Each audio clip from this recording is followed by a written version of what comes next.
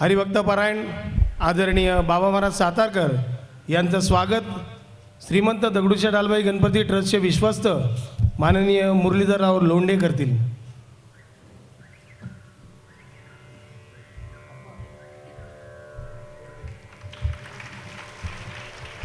आत्ता जो सत्कार केला आहे ते नाथाभाऊ बडगे आहेत आणि विश्वस्त मुरलीधरराव लोंढे हे गुरुमाऊली ज्ञानेश्वर महाराजांच्या पोथीला हार घालतील. या ठिकाणी एक चष्मा सापडला आहे. वरदे हरिविठ्ठल श्री ज्ञानदेव तुकाराम ज्ञानेश्वर महाराज की जय. तुकाराम महाराज की जय. सद्गुरुदादा महाराजप्पा महाराज की जय. कृष्णमूर्ती होय गे कळो आली सोय गे.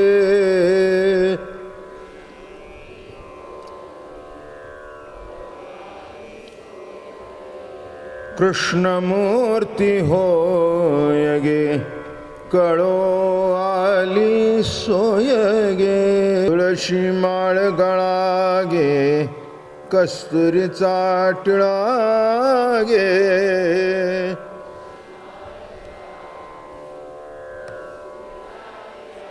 तुळशी माळ गळा गे कस्तुरीचा टिळा गे.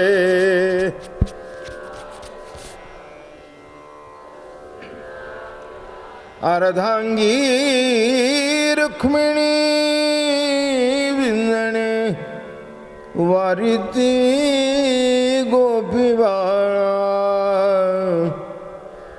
गोपी बाळा गे तुळशी माळ गळा गे कस्तुरीचा टिळा गे.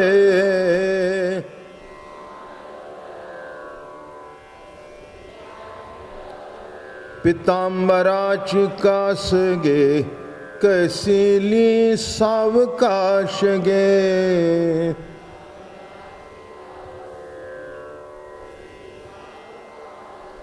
पितांबराची कास गे कसली सावकाश गे.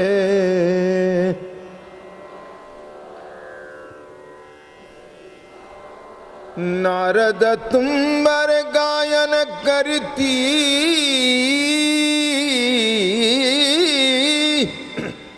नारद तुंबर गायन करती पुढे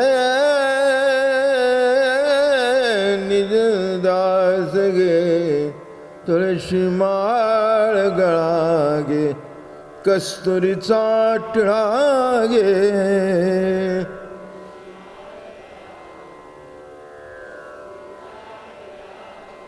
अर्धांगी रुक्मिणी विंजणे वारिती गोपी बाळा गे तुळशी माळ गळा गे कस्तुरीचा टिळा गे.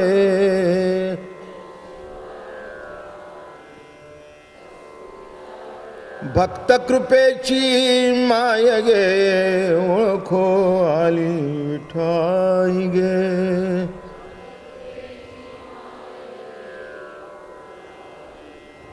भक्त कृपेची माय गे ओळखो आली विठाई गे.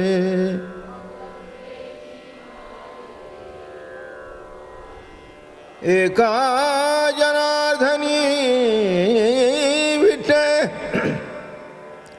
जोडी आले पाय गे जोडी आले पाय गे तुळशी माळ गळा गे कस्तुरीचा टिळा गे.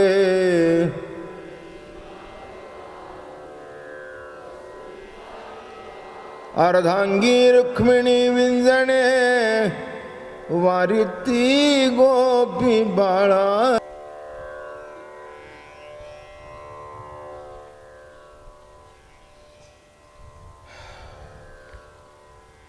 माऊली महावैष्णव संत श्रेष्ठ नाथ बाबा माऊली आदि सर्व संत नामदेवराया जगद्गुरु तुकाराम महाराज आणि शुक महामुनी लौकिक असं गोपीगीत सांगत आहेत.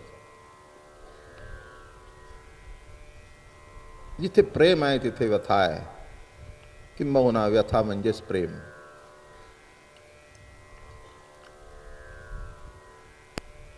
भगवत प्राप्ती चित्ती व्यथा ते अर्थता परमार्थी. जिथे प्रेम नाही तिथे व्यथा नसते, जिथे प्रेम असतं तिथेच व्यथा असते. म्हणून म्हणतात प्रेमात पडू नये. कारण कल्पना आहे आपल्याला, पडलेल्या माणसाला लागतंच ना. एखाद्याला आपण विचारलं का लागलं कसं, अहो कालच पडलो. जमिनीवर पडलं तर खरचटतं आणि प्रेमात पडलं तर कुठे खरचटतं ते तुमचं तुम्ही बघून घ्या. म्हणून प्रेम ही व्यथा आहे. ओवी सांगू का त्याच्यावर? रोगियानावार्तता व्याख्या नव्हे परमार्था, भगवत प्राप्ती चित्ती व्यथा ते अर्थता परमार्थी. भगवत प्राप्ती चित्ती व्यथा. भगवत प्राप्ती करता चित्तामध्ये व्यथा असणं हीच भक्ती आहे. हे एक तुम्हाला ऐकायला असं विचित्र वाटेल, पण असंच आहे ना शेवटी. प्रेम नगर मत जाणा मुसाफिर. प्रेमाच्या नगरीला जाऊ नये, गेलं तर मोठं अवघड आहे. इतकं सोपं नाही आहे, इतकं सोपं नाही आहे. व्यथा पाहिजे. आणि प्रेम असल्यानंतर एक लक्षात ठेवा, ज्या माणसाशी आपला संबंध नाही आहे तिथून दुःख येत नाही आहे. संबंध आला की दुःख आलं. मुलावर प्रेम आहे म्हणून मुलाकडून व्यथा आहे, मुलीवर प्रेम आहे म्हणून मुलीकडून व्यथा आहे, बायकोवर प्रेम आहे म्हणून तिच्याकडून व्यथा आहे, उलट नवऱ्यावर प्रेम आहे म्हणून व्यथा आहे. शेजारचे कोणी बोलले नाही तर दुःख वाटत नाही, पण नवऱ्याने सहज बघितलं नाही तरी व्यथा होते. घरात आल्या आल्या पत्नीची अपेक्षा असते की आल्याबरोबर त्यांनी माझ्याकडे बघावं. एकदम जर डायरेक्ट चप्पल काढून बेसिनकडे गेला, का हो मी रस्त्यात उभे नव्हते बघितलं नाही. लक्षात घ्या, व्यथा व्यथा आहे. तसं इथे गवळणींच्या अंतःकरणामध्ये ती व्यथा निर्माण झाल्याशिवाय परमोच्च प्रेमाचा अनुभव येत नाही. कळ दिल्याशिवाय मूल होत नाही.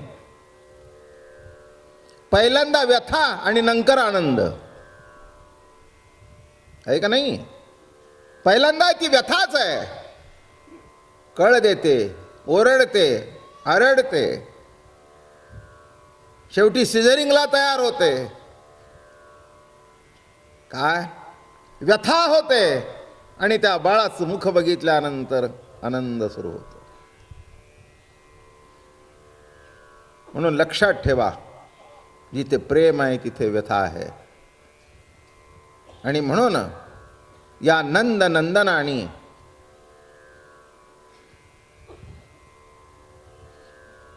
व्यथा दाखवली भक्तीतली, प्रेमातली, की त्याशिवाय एक तुम्हाला सांगू का, व्यथेमध्ये मनुष्य त्याच्याशी एकरूप होऊन जातो. बघा, तुमचा पाय चांगला असताना तुमचं पायाकडे लक्ष जात नाही, पण पाय दुख लागल्यानंतर ना असाच धरून बसता.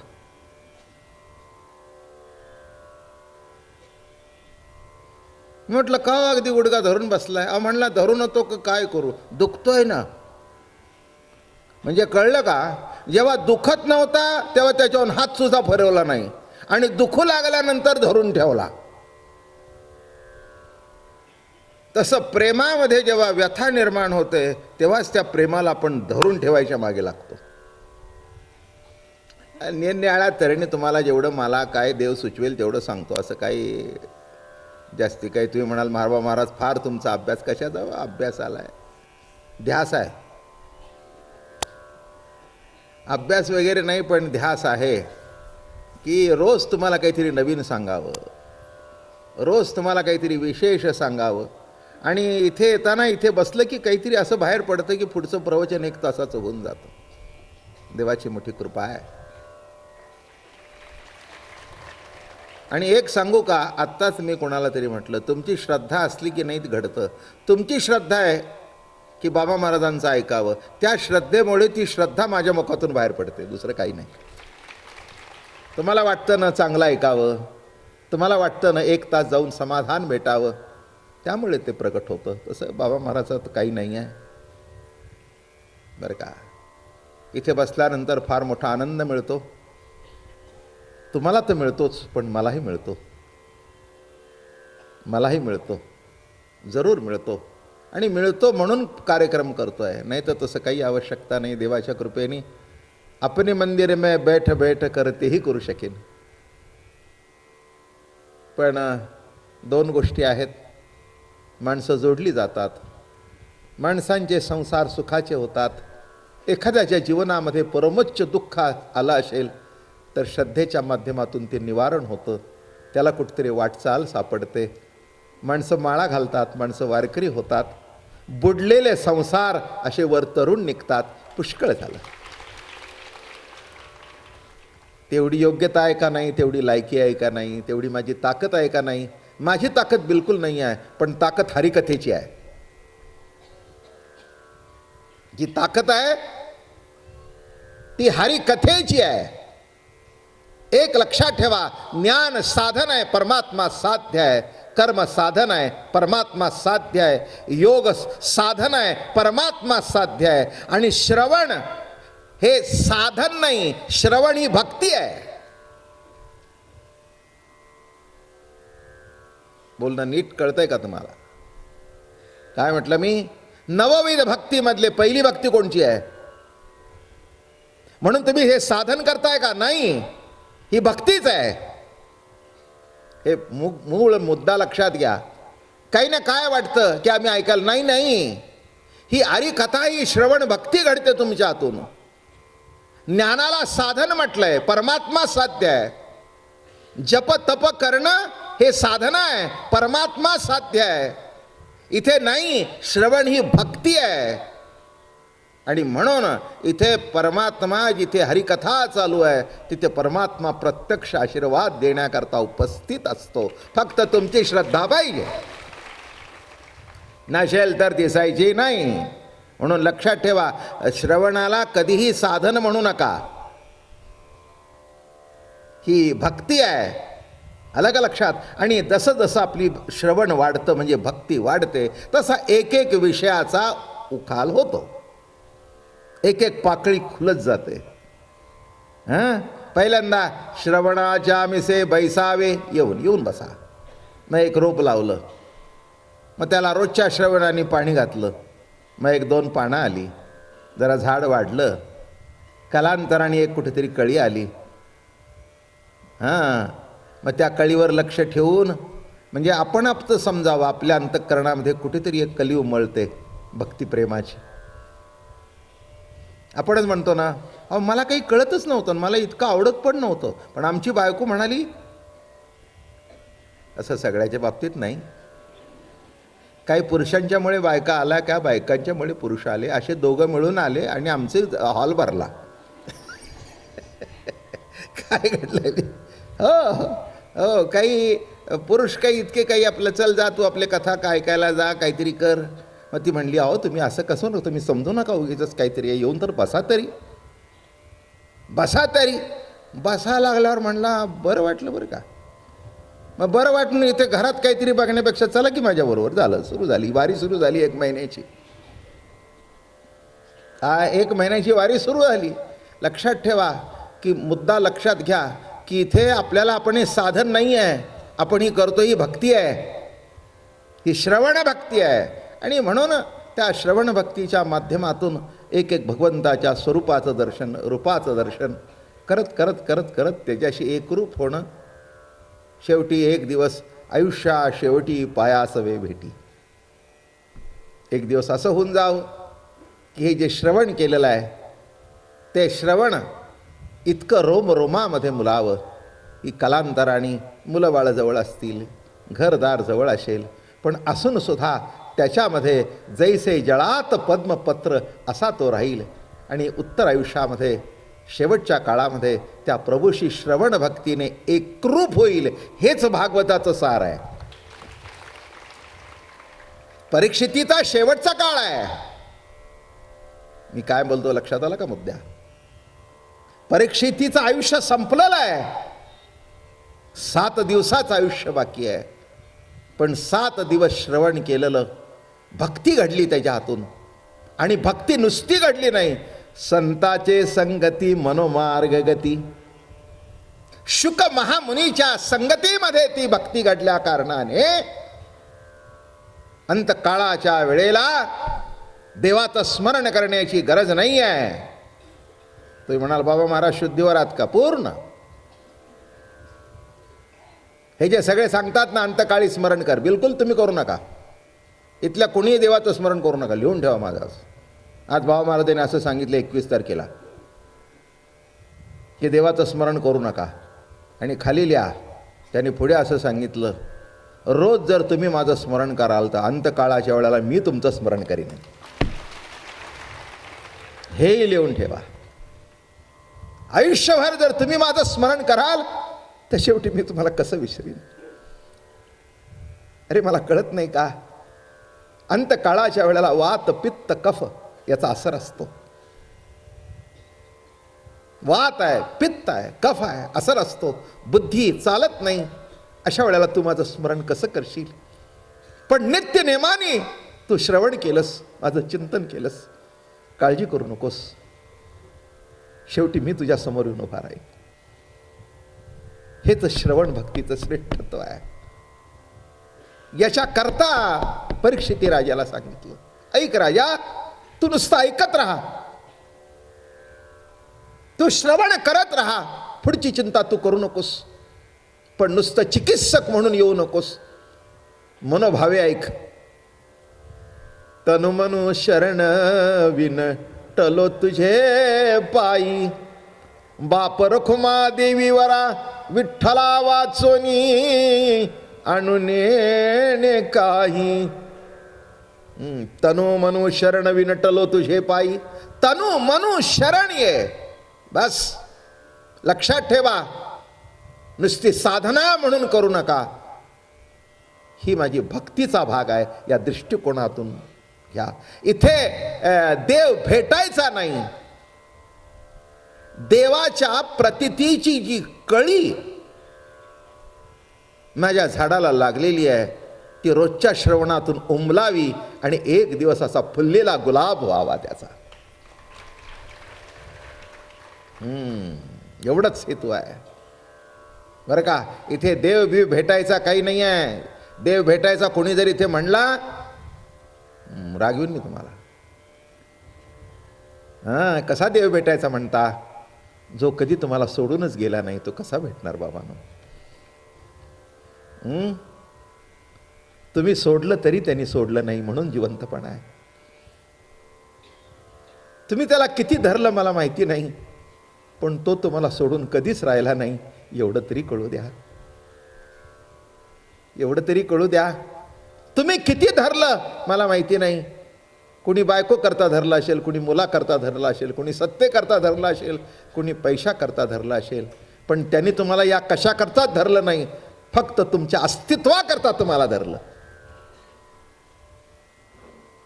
तुम्ही जिवंत असावा. काही कळायला नको त्या माणसानं वाटतं नको. अरे तुला नको करून काय करतंय, त्याला वाटतंय ना पाहिजे. म्हणून लक्षात घ्या, असा हा कृष्ण परमात्मा रसरूप भगवान, रसरूप भगवान आहे. हा रसरूप आहे. तुम्ही वैकुंठामध्ये गेलात तर तुम्हाला सिंहासन अधिष्ठित परमात्मा दिसेल. थाटात बसलेला आहे, सिंहासनावर बसलेला आहे. बरं का. जेव्हा ती गवळ्यांची पोरं होती न, जेव्हा आता पुढे किती होतंय कोणाला माहीत, मथुरेला जेव्हा गेले की नाही, आणि त्यांनी बोलवणं पाठवलं की तुम्ही मथुरेला या, आणि तो काय तिथे ते मग पुणे द्वारका बिरका ते सिंहासनावर गड्यानो कृष्ण गडी आपुला राजा मथुरेचा झाला. काय म्हणतायत? गड्यानो कृष्ण गडी आपुला राजा मथुरेचा झाला. त्याची तर पितांबर अमकं तमकं. इथे काही नाही, लंगोटीच होती. हां, गोकुळामध्ये लंगोटीच होती. हां, पितांबर त्याला बरोबर दिसत नव्हता, कारण बाकीचे लंगोटीवाले होते. लंगोटीवाल्याबरोबर लंगोटीतच राहावं लागतं. कळलं का? हां, तुम्ही हरिद्वारला वगैरे डोंगरात गेला तर असं जाऊन जमत नाही. ते तुमच्याकडे तुच्छतेने बघतात. लंगोटी जाऊन जा, त्यांना असं वाटतं कोई साधू आहे, नशे नाका. कपड्याचं फार महत्त्व असतं. तसा तिथे वैकुंठामध्ये बघितला सिंहासन अधिष्ठित. इतकं काही सोपं नाही आहे. ऐश्वर्य संपन्न, आणि तो ऐश्वर्य संपन्न देव बघितल्यानंतर भक्त चकित होतात. जवळ सुद्धा जाता येत नाही, त्याच्या जवळ सुद्धा जाता येत नाही. माणसं जायला बिचकतात. अहो, केवढा मोठा राजा, तो कसं जवळ जावं? आम्ही कोण येरे गवाळेन ते काय? हां, आत्ताच गाईच्या धारा काढून आलो. हां, ते साबण लावून हात धुवायचंही माहिती नाही. आणि हा तर राजा मथुरेचा झाला, सिंह